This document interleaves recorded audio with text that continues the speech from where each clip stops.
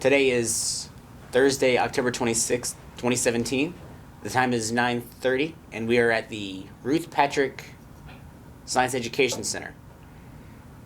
I'm the interviewer, Landon Thornton, and I am interviewing my narrator, Mr. Derek Boozer. Nice to meet you. Nice to meet you, Landon. So, let's get started. All right. When and where were you born? I was born in Lancaster, Pennsylvania, in 1989, October 14th. Where did you grow up? Elizabethtown, Pennsylvania, actually. It was just like 10 minutes from Lancaster where I was born. What was that place like?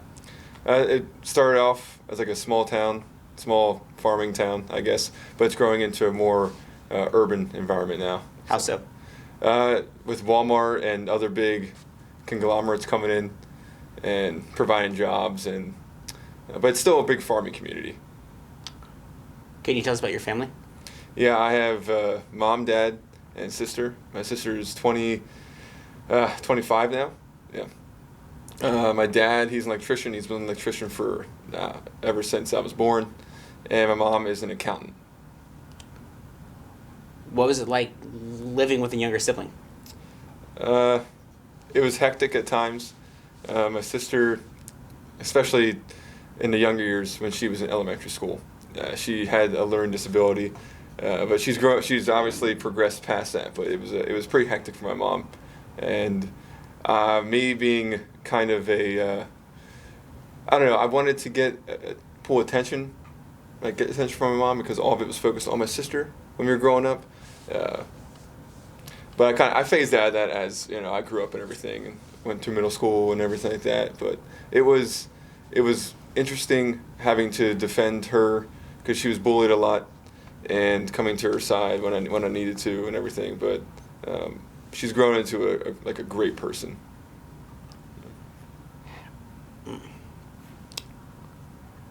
What kinds of activities were you involved in during high school? Oh, I was a big bowler. I was in the bowling team. I was, I guess, nominated captain all 4 years of high school. Yeah. That was the main sport I was in. So you were that good? Yeah, I was pretty good. I averaged at the time, I want to say like 210, which is okay. Pretty impressive. Yeah. Did you go to college or work after graduation? So I went to college for almost 2 years. I started at Penn State Berks, satellite campus of Penn State University.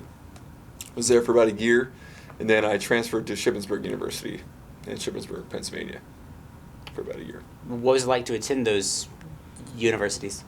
Penn State Berks, I actually commuted from Elizabethtown, and that was about 45-minute commute every day, one way. That was a pain. But I actually had a bad experience at Berks because of that commute. And at the time, because of a stupid thing I did, I tripped and broke my ankle, so I had to crutch around campus, and that wasn't fun at all. But my experience at Shippensburg was pretty good. Okay, on to the enlistment.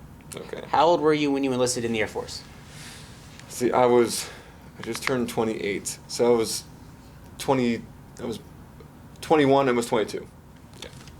Why did you decide to join the Air Force? Well, mainly because I was struggling in college, and I really didn't have a focus. And I'm like, okay, the military is very, there's a rhythm to it, and there's a structure to it, and this will help me kind of find my way. Why specifically the Air Force? Oh, because they treat their people, well, from what I heard before I joined, they treat their people the best. They're more of they don't really stick to as much of traditions as the Army and the Marines do. They seem to be a little more of they run it more so like a business and family, and I like that idea. And the job that I was offered. How did your family respond to you joining the Air Force? So my mom was happy that I chose the Air Force over the other branches. She was like, I'm not gonna have my son go in the Army, kind of thing. But my dad was just okay, cool, kind of thing. they were disappointed that I didn't finish out college, but they were happy that I was doing something different. Okay, how would you describe basic military training, or BMT, at Lackland in San Antonio? So I went during like the hottest months of the year. I mean, it's Texas, so it's hot all around, but it was like summertime, like July, and it was 8 weeks of training. It was extremely intense.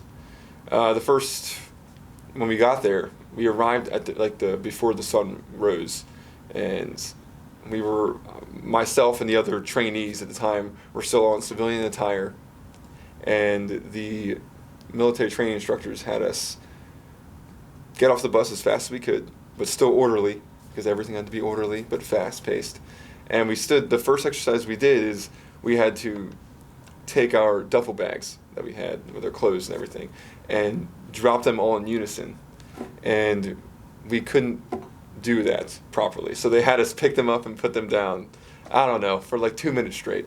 And that was just the first experience. But the whole thing was, the first 2 weeks were extremely chaotic. Getting used to a new environment where you're being yelled at and you're expected to do things right the first time. But it was great to see the camaraderie that came about. When you're pushing a corner, people change, but you have the rest. It was myself and 30, 40 other guys who had to come together and to persevere in a sense. So you get to see that camaraderie and that teamwork come to a head, which is great. So overall, how would you describe your instructors? Basic military training. Yes, right? sir. They were okay. My first military training instructor for my flights, so my group that I was in, my dorm, he was a great instructor, but he was only there for 3 weeks or so, and then he left. We don't know where he went, and then we had a couple other instructors kind of come in and check on us. So, but all in all, they were fine. Yeah, nothing crazy was happening when I was there. Nothing crazy was going on. What was the hardest part of BMT? Let's see. The hardest part was adjusting to the new schedule. Like the first day, you had to be ready to go. And the lack of sleep, dealing with the lack of sleep, that was rough, because we got anywhere from 3 to 5 hours of sleep. Most of the time it was 3. Yeah, that was the hardest part, I think. Do you think BMT changed you? Oh, totally. So before BMT, anyway, for the military, I was a huge procrastinator. I still am, but now I'm more able to control that urge, and I can harness it better, and I'm more punctual now. I care more about I just care more about punctuality, I guess, being on time and making sure everything is lined up before going forward, in a sense. But that's more of that kind of transcends all my life now, I guess. Where did you go from BMT? Okay, so after Lackland, I went to Monterey, California, Defense Language Institute, Foreign Language Center. I enlisted as a cryptologic language analyst, and my specialty was Urdu at the time. So I went to DLI. I was there for 2.5 years or so, and graduated there, and then for follow-on training, went to Goodfellow Air Force Base in Texas, for another few months, and then to Hawaii, where I was stationed. Did you train besides BMT? Well, yeah, the training I had received at Monterey at the DLI FLC was basically like a college campus, but with military strings attached to it. So we went there, and 8 hours a day we were in class, learning the language, Urdu. I was learning Urdu. There's several other languages there, obviously. Instructors were native speakers from the country, and then they were naturalized. Yeah, so I was intense training for 2 years, 2.5 years, and then moved on to Goodfellow for a few months for some more training. That was more specialized for my job, and then I moved on from there. I understand there are topics you need to keep confidential. Mm-hmm. Can you tell us specifically which unit in the Air Force you were in? Yeah, I was part of the 392nd Intelligence Squadron at Joint Base Pearl Harbor, Hickam. It's a joint. It's you have the Air Force base and Navy base, and they join them. Yeah, that's where I was part of them. Where were you stationed? Hickam Air Force Base. What kind of activities was your unit involved in? Like what do you mean as far as activities, like community wise, or Like basically overall, what did your unit do? what did we do? We worked in the Pacific Command, and we just provided intelligence for the combatant commanders in that region. It was more of a strategic mission that they have going there. Like reconnaissance? I didn't do that specifically. My squadron didn't do reconnaissance. There's some other units. We just did intelligence gathering and collection. What was your specific job? So I was an Urdu linguist out there, language analyst anyway. And I really can't say a whole lot that I did, but Urdu is spoken in Pakistan, and it's spoken Urdu and spoken Hindi are very similar. So you can kind of, from what I'm telling you, can kind of see where my focus was in a sense. But yeah, I worked with a bunch of other people and at an NSA facility, and we just we collected intelligence and wrote reports on our strategic mission. How long were you with the unit? Oh, I was, let's see, about 3.5 years. Yeah. Were there any other units you were involved in? No, I was just part of the 392nd. I guess. What was it like being in the Air Force? So, like, I kind of ebbed and flowed throughout my career. At points, I would really like it, and at other points, I was like, "Oh, get me out of here." So, I hated the training. It was extremely long, and I felt like things could have been done better. But of course, everybody sees that when they're in positions of, like, I was a subordinate. Of course, I see things I could change, but But once I progressed past the training and got to my base, got to Hickam, and started my job, it was a lot all at once. I had to learn a new trade, and I had to adapt to a new work environment.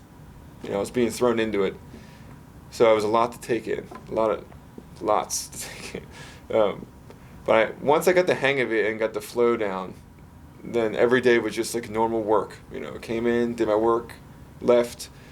Because I was in the military and my units, we had PT, like physical training sessions with smaller groups called flights like twice a week, 2-3 times a week, depending on how well we were, how physically active we were, in a sense.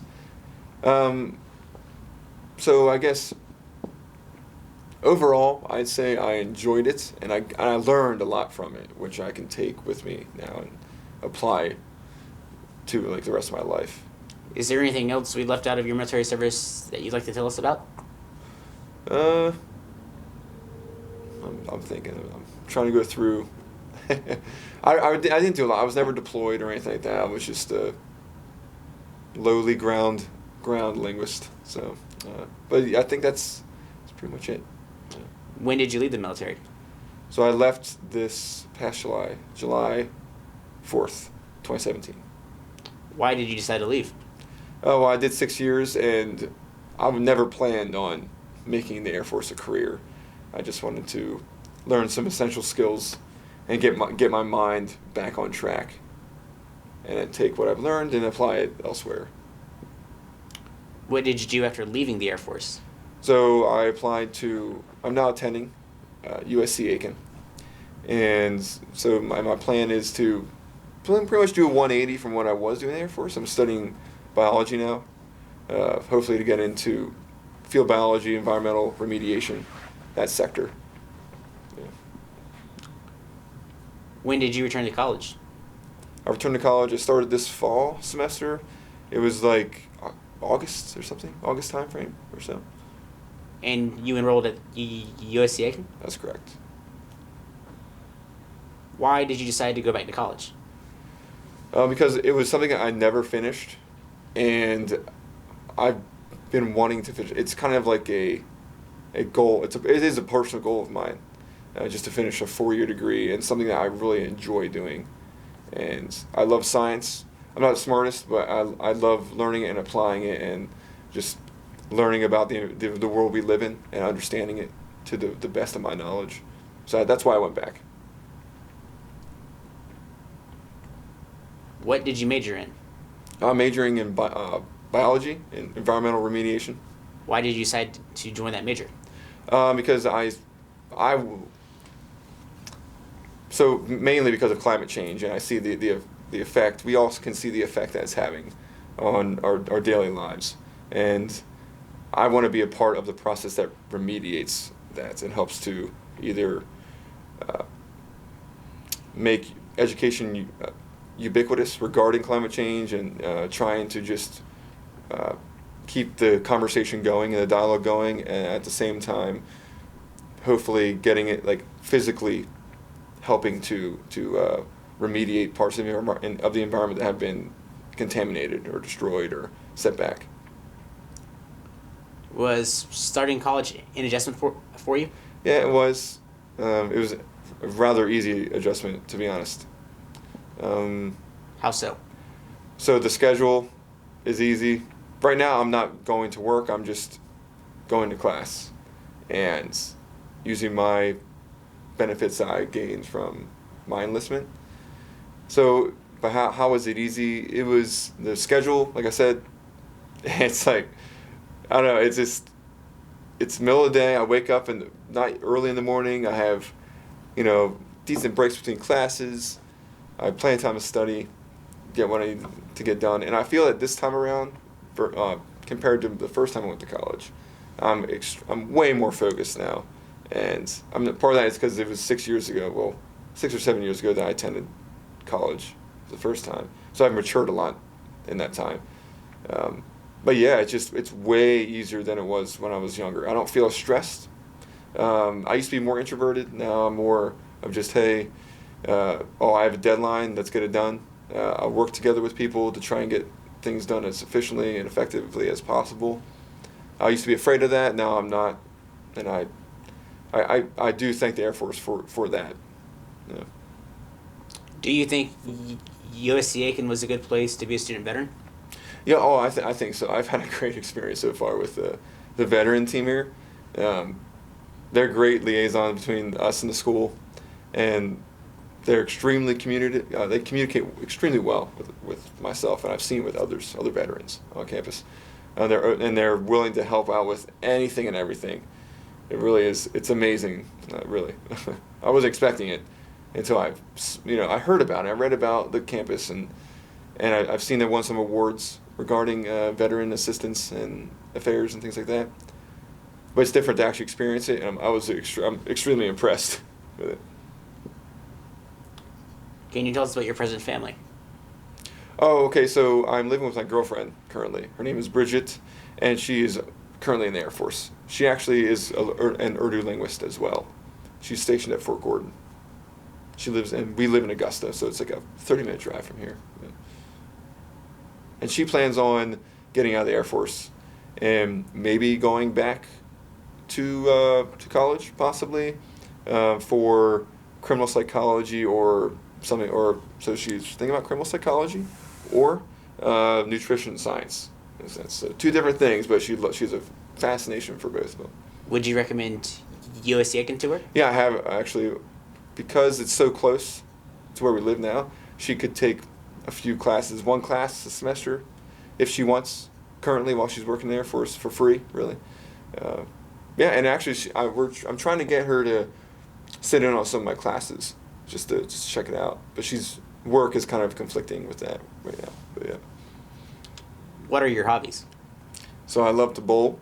I enjoy keeping up with politics and what's going on Not saying that I'm an expert in it at all. I like to try and keep up with it.